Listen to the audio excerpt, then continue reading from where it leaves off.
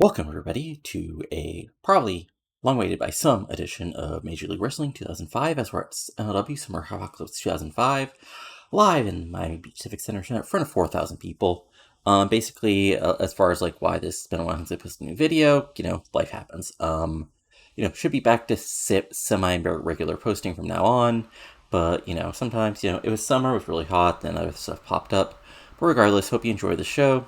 Really think it's been built up pretty well. There's been some weird things in the last couple days in game that's screwed things up. But anyway, so to move things on, we have Kevin Kelly, basically going over the big matches of the show. Then he says basically finishing things. Basically, have made an announcement that Yoshiro Takayama was injured last night in Japan, and as a result, he'll be unable to wrestle tonight, and he actually has an injured neck, so he won't be seen for quite a while here in Major League Wrestling. Major League Wrestling, wishes him well. This brings Brother Ray to come out, and he basically says, it's BS that not only did he not, not only does he not have a match now, but now you have some whiny Japanese guy saying he can't wrestle because he has a little bit problem with his neck. He went through tables, he's gone through flying tables, he's hardcore, and he still fought. So he wants some challenge. And then we get Jason Cross's music come out and a impromptu match charts. So legitimately the day before the show, Takayama got injured at a New Japan show, and he's out for over a year. So fun times. Anyway, before this gets a 50, decent stuff. Then our opening match, and they both had great heat and good wrestling. Bully Ray defeated Jason Cross in 8-14 by pinfall at Cutter. This gets a 58, like I said. Brother Ray gets a 62. Jason Cross gets a 50. And, and then our monthly referee here in the Southeast, Jason Ayers, was Ruffian. So this gets a 58. Perfectly good match. Just basically a quasi-squash for Ray to get him over. And then post-match, Brother Ray does a quick beatdown, which basically just him hitting another Cutter on Cross and then walking away with his disgusted look on his face. And that gets a 47 as we move forward to our next match, which is our big show, wacky fly-flying matches. It's about that decent reaction in the crowd with Subbar Wrestling. Jack Evans defeated M-Dog 20, Bobby Quance, Joel Maximo, Teddy Hart, and Puma 1002. When Jack Evans pinned M-Dog 20 with a corkscrew moonsault, because this gets a 42.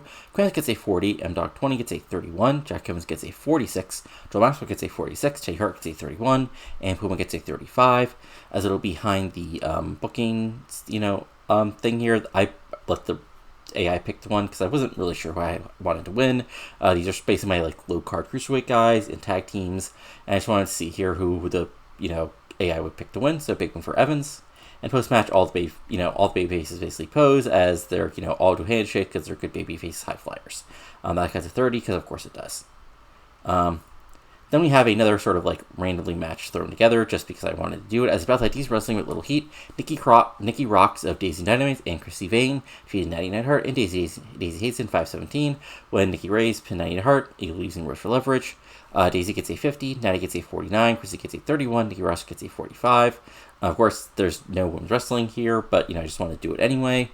And just to see what happened, this gets a 34, and nothing terrible, but just wanted to see how we actually do in an Icani match, and actually pretty decently, especially considering probably the huge things, huge malices I got for it. There no women wrestling, but still. Then post-match, Nikki Rat celebrates, gets a 20.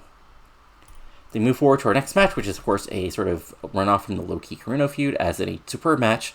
Sanjay Dutt defeats Simon Diamond in 13-28 by pinfall with Sanjay Star Prestis, gets a 63, which is one of our better matches. It's just, tremendous back and forth match. Simon Diamond does his heel shtick.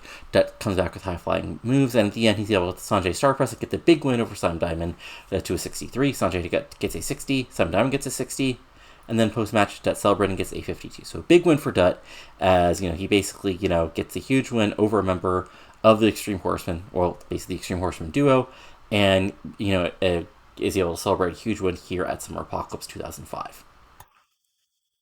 Then we move forward, and about that great heat and good heat and decent wrestling, Ray Gordy and Vedder date Dynamite and Daisies, defeated Junior Fatu and Sabu 947 when Ray Gordy pinned Sabu with a Country Thunder, following interference from Reeves. So, basically, Gordy and Vedder have been doing their heel shtick. Fatu and Sabu basically answered, and here we go. And in the end, back and forth match, Fatu and Sabu doing Fatu and Sabu things, Gordy and Vedder cheating to, come back. But in the end, Reeves interferes, Corey's able to hit his finisher and get the big win for Dynamite and Daisies. Estes gets a 53.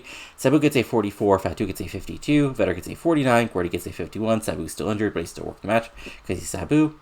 And then post-match, Dynamite and Daisies all celebrate to get a 45 as they get a big win here.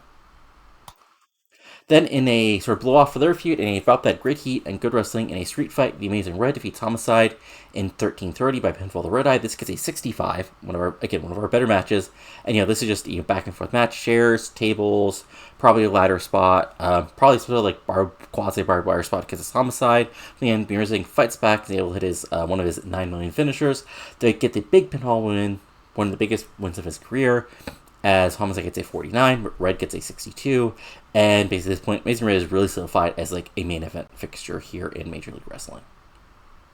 And Red celebrates afterwards to a 60. And yeah, just the amount I've been able to get Red over the last couple months is, like, since the beginning here is actually surprising to me. They move forward as in about that great heat and good wrestling, the featured attraction of Jarrell Clark and Michael Shane defeat Hero and Strong in 16-13 when Jarrell Clark pinned Roderick Strong by, it says he's using unhurting tactically, cheat to win. Shane hits the super kick of doom. Clark is able to 650, hold the tights, and get the pinfall victory over Strong to win the tag team titles. This gets a 61, Strong gets a 55, Hero gets a 50, Clark gets a 51, Shane gets a 60 himself, and just a big win for the heel team as they come in after fighting to a double count with the longtime tag champions Hero and Strong. They get the big win to win the tag titles. Now you may notice just that Gordon and Vetter are sort of rising heel team 1, and now the heel team has the tag team champions. So what's going to happen after that? Well, you just have to watch to find out. Anyway, as we move forward, Feeder and Track and Celebrate, they get a 49. And then in our next match, in a superb match, Delirious defeated Averno and Matt Sydal in 14:59. When Delirious pinned Matt Sydal with a panic attack, Delirious wins the World Junior Heavyweight Title. This gets a 67. So it doesn't say specifically here, but basically, I imagine Daisy Hayes basically stopped Val from interfering. There's probably some sort of catfight spot because this is still 2005 wrestling. In the end, Delirious is able to get the big win over Sydal. Averno gets a 64, Delirious gets a 49, Sydal gets a 63. And honestly, this is sort of my way to move both Sydal and Averno to a certain point off the Junior Heavyweight title, because now Delirious, who's more of a mid-card guy, can wrestle other mid-carders for the belt, and then we can move from there. And then post-match, of course, Delirious and Daisy celebrate to a 45. And now for our semi-main, and a bout that superb wrestling and great heat, Nigel McGuinness defeated Bryan Danielson in 30-26 by pinfall. This gets a 71. So again, just go back and watch any fantastic, great Bryan-Nigel match from the mid-2000s. It was basically that match. Nigel wins. Because, again, out of kayfabe here, Danielson signed an exclusive written contract in New Japan, so this is basically his last big show. So, again, to go over things, what was going to happen if Danielson was around, he was set for the match versus Takayama. He was going to beat Takayama, and then at the next big show, face the world champion. However, once Danielson signed, I basically wanted to change things up because originally it was going to be Nigel versus Brother Ray and Brother Ray's debut. But since Brother Ray, I want to put Nigel, have Bryan jobbed as one of our, make a star. This makes Nigel as a top guy, finally defeating the so-called best in the world, and then, honestly, it still would have been weird. I wonder what I've done if it still would have been Bryan Nigel. Honestly, I might have, hot shotted things and put Danielson in the main event. Anyway, regardless, this gets a 71 because both these guys are great. Both guys get 68. And post-match, we have a handshake where Bryan Danielson, in basically his last big show in the company, turns face. And then in our main event, first, before the main event, Jerry Lynn, who's still injured with a busted leg, comes out at ringside, because of course, Lynn feud has been going on forever, and, he just wants to watch the match. This gets a 46. And then in our main event, and it's about the superb wrestling and great heat, Low-Key defeated Steve Corino in 1951 by pinfall the Warriors Way, following botched interference by Simon Diamond. Low-Key makes defense number 7 as World Heavyweight Title. So that's what it says, but here's what actually happens. Basically, end of the match, Simon Diamond runs in, and it looks like he's going to make the interference, but Jerry Lynn steps in, still, injured foot, gets it in Diamond's way. That allows, Corino comes down and argues with Lynn. It looks like Corino is going to, go after Lynn, but Low-Key, attacks him from, dives on him from behind, and then, basically, because, but Corino still goes for wallop with the title belt. Lynn is able to wallop him with the crutches. That allows Low-Key to hit his finisher and get the big win over the former champion. And this gets a 70. Loki gets a 67. Corino gets a 72. 70 overall. And again, you might wonder why, like, again, this sort of, I understand why people might think this kills Corino as a top heel. And honestly, it kind of does, but also, like, it's kind of, like, Corino's, unfortunately, like, and partly because he got injured, you know, and I wasn't able to do basically the, like, post-world title run for Corino, is he never really got a chance to get super over. So this is basically, like, just putting Loki over, and now the sort of, like, post-Corino, post-Danielson era of MLW can begin. I mean, Corino's still going to be around. Like, I'm not getting rid of him, but, like, I have some thoughts on how to use him afterwards. But anyway, Loki celebrates, and Corino and Lynn face off before MLW officials get between them. This gets a 64, and overall, this match gets a 63. I think that's our best show ever. I'll double check it in a second here, and we'll make a speech. So, Nigel, Steve Corino, and it was a better match than I actually expected. Honestly, yeah, so let's give some credit to Simon Diamond. So we'll see if there's any interesting mail. And then we'll go over basically, like, see, you know, everybody's overness, where everybody's standing. And then we'll, you know, go over our creative, all the other fun stuff. Because I don't think this is going to be, like, a multi-show video. This will just be, a shorter video just to get, you know, things back in order. Shono, Kanemaru, Akira, Izuka are new stable. Okay, that's interesting. So we finished first, 5 out of 7 in the Tri-State. Okay. Yeah, okay. So, again, yeah, just as a quick look, Jerry Lynn's out for another 5 months, but Takayama's out for a year plus. So, yikes. Yeah, Danielson's more up, big morale issues, but guess what, Danielson? You're leaving in a week. So, again, if we look at our creative real quick, so franchise players, Danielson is number 1, so he's got to be gone. Brother Ray's number 2, which is interesting. Nigel's number 3, Diamond's number 4, Loki's number 5. Next big things is Sydal, Puma, Shane. Hot prospects is Rocks, Puma, Cross, Reeves, and Harry Smith. Who's hot? Danielson, Homicide, Nalger, Loki, ECMO. Who's not is just Jason Cross. And yeah, Talk is Corino, Brother Ray, Diamond, Fatu, Shane, which is interesting that Shane's number 5. And yeah, titles, again, Global Tag Team Crown is Shane and Clark, who have won the titles after Strong just had their 8-month world title reign, where they basically, let's see here, once they defeated the Phantom Pit Bulls in December, they defended against Martin Diamond twice, then they defeated Joker and Lightbringer in June, and they went to a double count with featured tracks, and then they dropped the titles. We have a new World Junior Heavyweight Champion, Delirious, who won the belt from Sydal. Of course, Sydal's run was defeating Dutt to win the title in April, defeating Cross in June, and defeating Dutt again in July before dropping the title. And still, the World Champion is Low-Key, who, of course, this is his 7th defense, and yeah, awesome stuff, as he's held the title since, of course, winning it back in November, and he's now, you know, basically bested Steve Corino, who held the title before. If we're looking at our top 100s, so top 100s, that was our best show ever. And match-wise, okay, so Corino, Nigel was still slightly better, which is interesting, but basically our 3 best matches have all been from the past month. Summer Apocalypse, basically 4 of our top 7 matches was from that show, which is interesting. So we're sort of, you know, rolling on all cylinders. If you look at our progress on overness, we gained a point in the Mid-Atlantic, we gained a point in New England, we gained a point in Southeast, we gained 2 points in the Tri-State. So fun times. And now if we actually, like, look over our roster, I'll actually, like, again, go by major stars first. So Averno's popularity. So, you know, despite losing, he still gained a point, because, again, good matches, and, you know, so, you know, still solidly over. Brother Ray, you know, just as sort of a, you know, he starts at a 62, so that's interesting. One thing is, right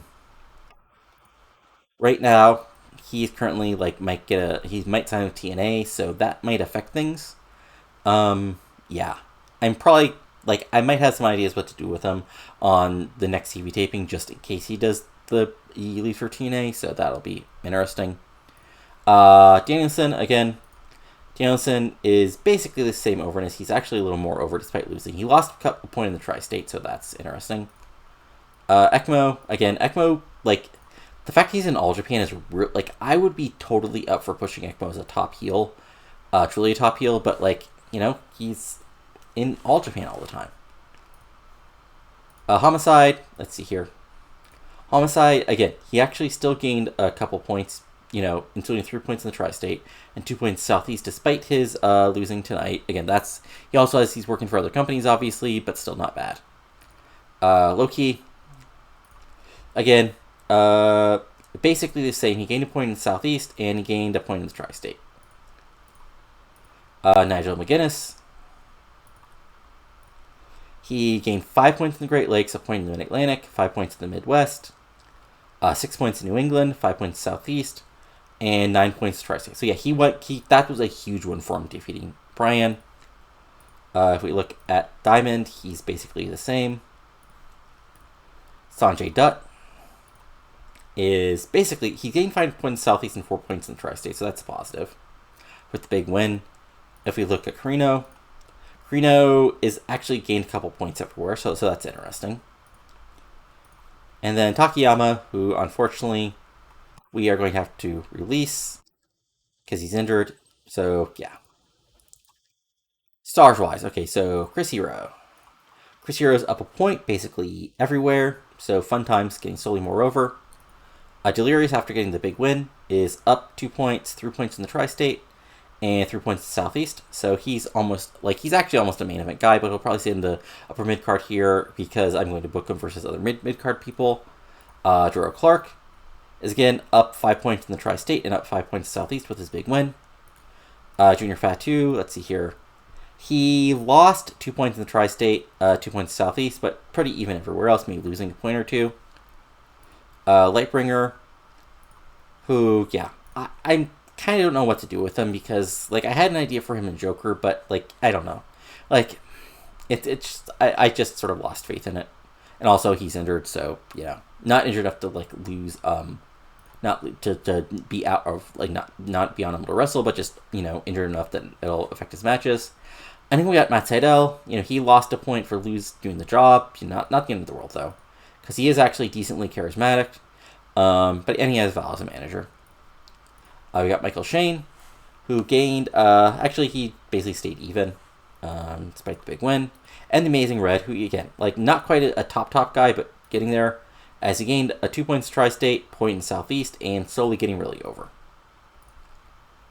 Then if we go to well-knowns, Jason Cross, again, about even. Jerry Lynn, about even. And yeah, notice, like, he's not really that over anymore, which is probably the reason why I'm not, like, pushing him as a top guy anymore. Ray Gordy gained still another couple points for him for the big win on this show. And just go over Devetta real quick. He also gained a couple points everywhere, so that's positive. Roderick Strong. He gained he lost a point in Southeast and Tri-State, but gained a point everywhere else, a point or two. And Sabu he basically lost or gained a point depending on the area. So again, not the end for World Sabu, but he's also injured, so you know, probably won't use him as much. Recognizable, Daisy Hayes. Let's see here, Daisy Hayes. Actually dropped a point. Let's see here. Who else do we actually care about? Nikki Rocks gained a couple points, so that's good. Yeah, I mean, is there really anybody else that we care about? Let's see here. Is there anybody unimportant that you guys might want to care about? Let's look at Natty. Okay, Natty gained a point or so. Just Reeves. Reeves has, actually gotten decently over. Despite not actually doing much. Like, yeah, his actually match history is just a whole bunch of matches on the pre-show. And even Val is getting slowly over, being Sydal's arm candy. So, yeah. Again, like, I understand, like, the problem is right now we have an hour TV time. And honestly, I think until we're a medium company, I think, like, expanding the length of the TV show is just unrealistic. But, you know, I'm not against trying to do it eventually. yeah, we have, I mean, I think like we have a solid setup for the next couple months. Like, again, the next big show is Devil's Night, which will be in 2 months. That says Saturday week 3. I'll probably change that depending on who's available. But yeah, so yeah, I mean, we still have one more night for basically one more taping for Danielson. So I'm probably what's going to happen with Danielson. I'm not like going to actually run it this week or run it with this video, but probably what happened is like it'll basically be quote unquote Danielson Appreciation Night. Probably he'll have 2 more big matches on both TV shows before he goes out to New Japan. The results of those are probably, you can figure that out on your own. I'll probably, honestly, this is probably a spoiler, but it also makes sense if you're like watching this, is I'll probably do the big Low-Ki Danielson match on TV, just give Low-Ki the big win and finally blew that thing off that I probably should have done earlier. But hey, also, I would have had to figure out how to get the title off him, so, maybe this is actually better. But yeah, I mean, I actually like really enjoyed this. Like, this is the first time I've booked this save in a little bit, and it's nice that like things are actually, coming to a head, kind of. I really like featured attractions, new tag champs. Delirious, like the problem with both Sydal and Averno is they were like too over to like really big matches with the undercard guys. I understand like sort of Vetter and Gordy are sort of spinning their wheels at the moment, but I think I have some ideas for them. And then like of course we got Hero and Stronger so wrong, and like I could use them as singles again if need be, or I can keep in the tag rank. It just depends. I think I remember somebody saying I should introduce a singles title. The problem is, again, like, it's the whole hour thing. It's like, if I introduce a singles title, first, it has to be defended on every big show.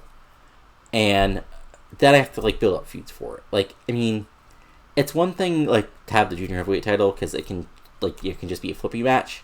And the tag titles, because, like, I have a decent amount of tag teams. But if a singles belt, like, it would have to be for basically the people who are mostly in tag teams or going after the Junior Heavyweight title right now. Like, if we actually look at, like, if I just, like, actually look at my roster of everybody above middleweight, any perception? Like, there's actually not that many people, Like, and these people were all either really low card guys or the people who could be, like, main eventers in a second. So I think that's one reason why I probably, because like the Junior Heavyweight title is basically my secondary title, and especially like people like Averno. I mean, I think the one argument might be people like Averno, Amazing Red, even Homicide, who might not be like popular enough to have a world title and be a main event feud, but not too popular to be stuck in the Junior Heavyweight division. So that's an idea. I don't know, I'll have to think about it. Not going to happen this month, as we're doing the build to Devil's Night. Obviously, again, to speak out of sort of to look behind the curtain. The idea was going to be give Danielson a big win, and then give Low-Ki a big win, have that match as the big match for Devil's Night, and probably put Danielson over as the new champion, and then I could do the heel Danielson run, best in the world versus guys like Amazing Red, probably eventually Lynn, Hero, Strong, Nigel, all those guys, and then probably build to maybe Nigel taking the belt from him, but which all depending on who to get over. Well, basically, Low-Ki and Lynn feuded with Corino and Diamond. But, that's not going to happen now. Like, the one weird thing is, you could really make the argument, like, if we look at, if we look at just everybody, like, the heel side is a bit stronger than the babyface side. Like, even when we take, like, because when we take out Danielson, we got heels Averno, Ray, ECMO, Homicide. ECMO's not much around. And then Diamond, Corino, Clark, Sydal, Shane. Meanwhile, our baby faces who are stars are Amazing Red, Fatu, Delirious, Hero, Dut, Nigel, Low-Ki. So, I mean, it's not as bad. It's just going to be a little hard. Like, I mean, honestly, I think, like, I have some work to do, but I have faith in myself that I'll be able to pull it off, and I hope you guys too. And sorry for the sort of rambling into this, but, just wanted to sort of put over where I was coming from. Anyway, regardless, I hope you enjoyed this. So if you enjoyed this, go and give it a like. Comment below when you're enjoying and not enjoying. And subscribe to the channel for lots of TEW 2020 content, including this series, my WCW 1993 with no Eric Bischoff, which is now 1994, and the beginning of 2004 in my WCW 2001 save. But that's it for now. Talk to you later, and have a good one. Adios.